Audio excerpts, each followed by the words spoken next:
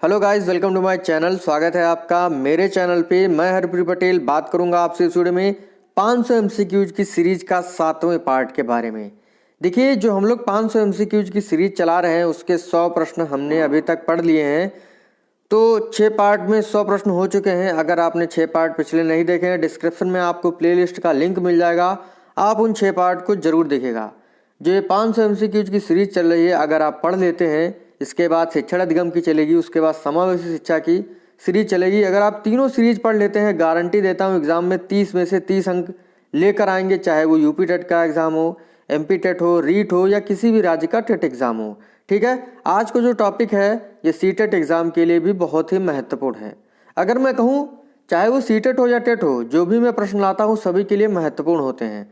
ठीक है, तो आज का वीडियो आपके लिए बहुत ही महत्वपूर्ण है। अगर आप इस वीडियो को पूरा देखते हैं, गारंटी देता हूँ 2 से 3 अंक आपके पक्के हो जाएंगे। ठीक है, चैनल पर अगर आप पहली बार आए हैं, चैनल सब्सक्राइब कर लीजिएगा, बेल आइकन दबा दीजिएगा, जिससे कि आपको नई वीडियोस की नोटिफिकेशन समय से मिलती रहे। तो शुरू करते हैं आज का वीडियो। पहला प्रश्न है हमारा, बहुबुद्धि का सिद्धांत जो है किसने दिया है? पियाजे ने, हार्वर्ड गार्डनर ने, थॉर्नडाइक ने या स्किनर ने? तो बहुबुद्धि का जो सिद्धांत है ये हार्वर्ड गार्डनर ने दिया है। देखिए, बहुबुद्धि को हम पढ़ सकते हैं बहुत बुद्धि। तो अगर हम देखते हैं घर में हमको अच्छा नहीं लगता है, और अगर हम हरे भरे वातावरण गार्डन में चले जाते हैं तो हमें बहुत बुद्धि मिलती है। हमें बहुत बुद्धि कहाँ मिलती है? गार्डन में। इस तरीके से रिलेट करके आप इसको याद रख सकते हैं। बहुबुद्धि का सिद्धांत जो है 1983 में दिया था, 1983 में दिया था। किसने? हार्वर्ड गार्डनर ने। और इन्होंने जो है 8 बुद्धियां बताई। एनसीईआरटी में वर्णन मिलता है कि इन्होंने 8 बुद्धि बताई हैं। और ये जो 8 बुद्धियां होती हैं ये आपस में जुड़ी हुई नहीं होती हैं, स्वतंत्र होती हैं। ठीक है, इस चीज को आप लोग ध्यान रखिएगा।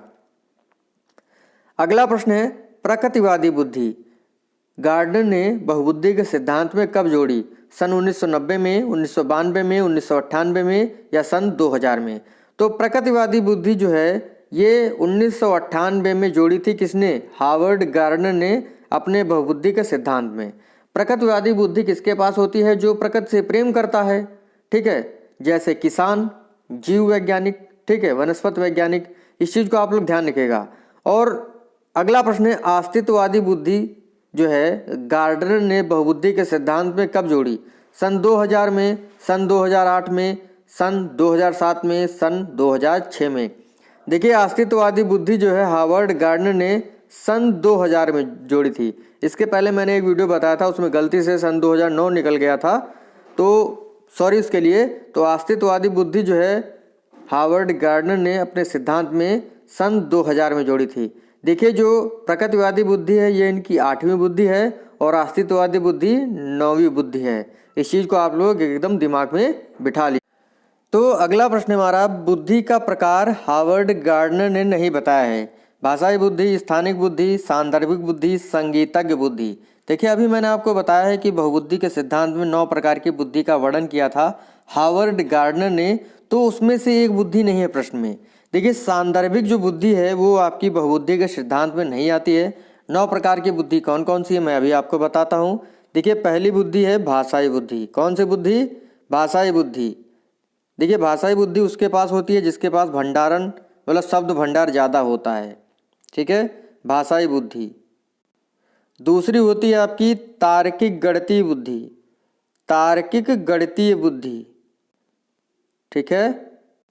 तीसरी होती है आपकी संगीतज्ञ बुद्धि। चौथी होती है आपकी स्थानिक बुद्धि।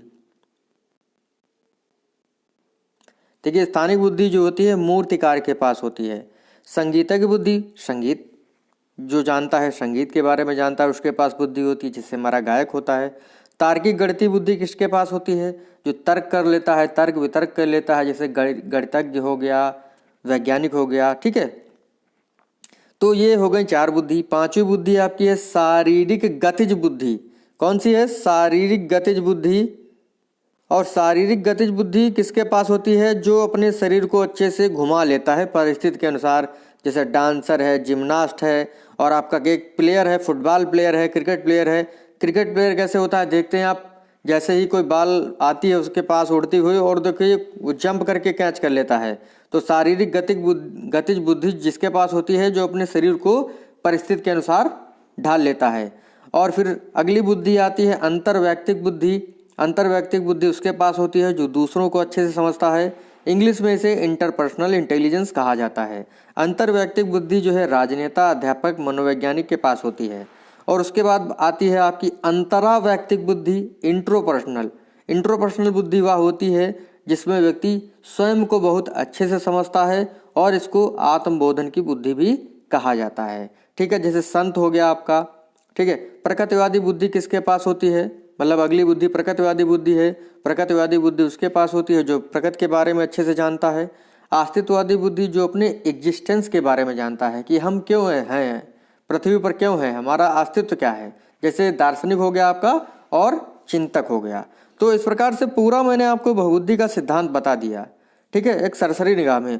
और ये जितनी भी बुद्धियाँ होती हैं ये आपस में जुड़ी हुई नहीं होती हैं, स्वतंत्र होती हैं। जैसे मान लीजिए आपका एक्सीडेंट हो जाता है और आपकी भाषाई बुद्धि जो है खराब हो जाती है, तो आपकी जो बाकी बुद्धियां हैं वो आपकी सही रहेंगी। मतलब बहुबुद्धि के सिद्धांत में हार्वर्ड गार्डनर बताते हैं कि जो बुद्धियां हैं वो स्वतंत्र रूप से कार्य करती हैं, आपस में जुड़ी हुई नहीं होती हैं। अगर एक भी बुद्धि, जैसे मान लीजिए भाषाई बुद्धि अभी मैंने आपको बताया था, मान लीजिए संगीतज्ञ वाली बुद्धि आपकी खराब हो जाती है एक्सीडेंट के द्वारा, तो आपकी जो भी बुद्धियां बची हुई हैं वो बची रहेंगी, आपकी संगीतज्ञ बुद्धि खराब हो जाएगी। ठीक है, तो इस चीज को ध्यान रखिएगा। अगला प्रश्न है मूर्तिकार के पास कौन सी बुद्धि होती है। अभी मैंने आपको बताया था स्थानिक बुद्धि, भाषाई बुद्धि, शारीरिक गतिज बुद्धि, प्रकृतिवादी बुद्धि। तो मूर्तिकार के पास जो है स्थानिक बुद्धि होती है, क्योंकि 3D स्पेशल मतलब स्पेशियल इंटेलिजेंस कहा जाता है स्थानिक बुद्धि को। और इसके अंतर्गत मतलब जिसके पास ये बुद्धि होती है वो 3D इमेज बना लेता है। जैसे हूबहू कोई चीज़ देख लेता है और वो बना देता है, जैसे मूर्तिकार हो गया, चित्रकार हो गया। अगला प्रश्न है आत्मबोधन बुद्धि किस बुद्धि का मतलब आत्मबोधन बुद्धि किसके पास होती है। ये प्रश्न होगा आपके लिए। अध्यापक के पास होती है, संत के पास होती है, किसान के पास होती है, मूर्तिकार के पास होती है। देखिए आत्मबोधन बुद्धि जिसके पास होती है वो स्वयं को बड़ी अच्छे से जानता है। ठीक है, और इसे क्या कहते हैं, इसे अंतरावैयक्तिक बुद्धि भी कहा जाता है और ये संत के पास होती है। ठीक है, और अध्यापक के पास कौन सी होती है, अंतर्वैयक्तिक यानी इंटरपर्सनल बुद्धि। अध्यापक जो है दूसरों को अच्छे से समझता है। तो अगला प्रश्न है अंतर्वैयक्तिक बुद्धि यानी इंटरपर्सनल इंटेलिजेंस जो है कैसी होती है, आत्मनियंत्रण वाली, दूसरों को अच्छे से समझने वाली, स्वयं को समझने वाली, या इनमें से कोई नहीं। तो ये होगा आपका दूसरों को अच्छे से समझने वाली। ठीक है, एक बार मैं आपको फिर से बता देता हूँ। देखिए एक होती है अंतर्वैयक्तिक बुद्धि जिसे इंग्लिश में इंटरपर्सनल कहते हैं, और ये जिसके पास होती है वो दूसरों को बहुत अच्छे तरीके से समझता है। दूसरी होती है आपकी अंतरावैयक्तिक बुद्धि। अंतरावैयक्तिक बुद्धि जिसे इंग्लिश में इंट्रोपर्सनल कहते हैं, जिसमें जो व्यक्ति होता है वो स्वयं को बड़े अच्छे से जानता है, जैसे योगी हो गया, संत हो गया आपका। अगला है डांसर। डांसर के पास कौन सी बुद्धि होती है, भाषाई बुद्धि, संगीतज्ञ बुद्धि, शारीरिक गतिज बुद्धि या प्रकृतिवादी बुद्धि। डांसर ऐसा होता है जो अपने शरीर को कैसे भी मोड़ लेता है, शारीरिक गतिज बुद्धि। अगला है कौन सा मिलान सही नहीं है, भाषाई बुद्धि कवि के पास होती है, बिल्कुल सही है। प्रकृतिवादी बुद्धि किसान के पास होती है, बिल्कुल सही है। अंतरावैयक्तिक बुद्धि अध्यापक के पास है, नहीं। अस्तित्ववादी बुद्धि किसके पास होती है, चिंतक के पास होती है। अंतरावैयक्तिक बुद्धि जो है वो अध्यापक के पास नहीं होती है। ठीक है, इस चीज़ को आप लोग ध्यान रखिएगा। अभी मैंने आपको बताया है अंतरावैयक्तिक बुद्धि क्या होती है। अंतरावैयक्तिक बुद्धि वो होती है जिसमें व्यक्ति स्वयं को अच्छे से जानता है, और अध्यापक के पास होती है अंतर्वैयक्तिक बुद्धि। ठीक है, तो इस चीज़ को आप लोग समझ गए होंगे। अगला प्रश्न है बुद्धि का त्रितंत्रीय सिद्धांत जो है किसने दिया था, बिने, रॉबर्ट स्टर्नबर्ग, गार्डनर या हैब ने। बुद्धि का त्रितंत्रीय सिद्धांत जो है रॉबर्ट स्टर्नबर्ग ने दिया है। ठीक है, अगला प्रश्न है रॉबर्ट स्टर्नबर्ग ने बुद्धि के कितने प्रकार बताए हैं, तो इन्होंने 3 प्रकार बताए हैं। अगला प्रश्न है रॉबर्ट स्टर्नबर्ग ने कौन सी बुद्धि नहीं बताई है, तरल बुद्धि, सांदर्भिक बुद्धि, घटकी बुद्धि, आनुभविक बुद्धि। देखिए जो तरल बुद्धि है वो रॉबर्ट स्टर्नबर्ग ने नहीं बताई है, बाकी सांदर्भिक बुद्धि, घटकी बुद्धि और आनुभविक बुद्धि जो है रॉबर्ट स्टर्नबर्ग ने बताई हुई है। अगला प्रश्न है, सृजनात्मक बुद्धि किसे कहा जाता है? घटकीय बुद्धि को, सांदर्भिक बुद्धि को, आनुभविक बुद्धि को, या इनमें से कोई नहीं? तो देखिए, सृजनात्मक बुद्धि जो है ये आपकी आनुभविक बुद्धि होती है, और इस बुद्धि के अंतर्गत जो है जो व्यक्ति होता है वो नए नियम, नए चीज़ों, नए सिद्धांतों का निर्माण करता है अपने अनुभव के आधार पे। अगली बुद्धि है, देखिए अगला प्रश्न है आपका व्यवहारिक बुद्धि पर। व्यवहारिक बुद्धि किसे कहा जाता है? घटकीय बुद्धि, आनुभविक बुद्धि, सांदर्भिक बुद्धि, या इनमें से कोई नहीं? देखिए, व्यवहारिक बुद्धि जो है आपकी ये सांदर्भिक बुद्धि कहलाती है। और सांदर्भिक बुद्धि में क्या होता है कि अनुकूलन करने के लिए सिचुएशन के अनुसार जो है अपनी परिस्थितियां बना लेती है। ठीक है, तो व्यवहारिक बुद्धि जो है सांदर्भिक बुद्धि कहलाती है। एक बार फिर से मैं आपको बता देता हूँ इसके बारे में। त्रितंत्रीय जो सिद्धांत है बुद्धि का, रॉबर्ट स्टर्नबर्ग ने दिया था। इन्होंने 3 प्रकार की बुद्धि बताई। घटकी बुद्धि, जिसे निष्पादन बुद्धि के नाम से भी जाना जाता है, अनुभविक बुद्धि सृजनात्मक बुद्धि के नाम से जानी जाती है, सांदर्भिक बुद्धि व्यवहारात्मक बुद्धि के नाम से जानी जाती है। ठीक है, इस चीज़ को आप लोग ध्यान रखिएगा। तो इस प्रकार से आज के जो हमारे 15 प्रश्न थे यहीं पर समाप्त होते हैं। अगर आपको वीडियो अच्छा लगा हो लाइक कर दीजिएगा, शेयर कर दीजिएगा। ठीक है, मिलते हैं आपसे अगली वीडियो में। थैंक यू फ्रेंड्स, धन्यवाद।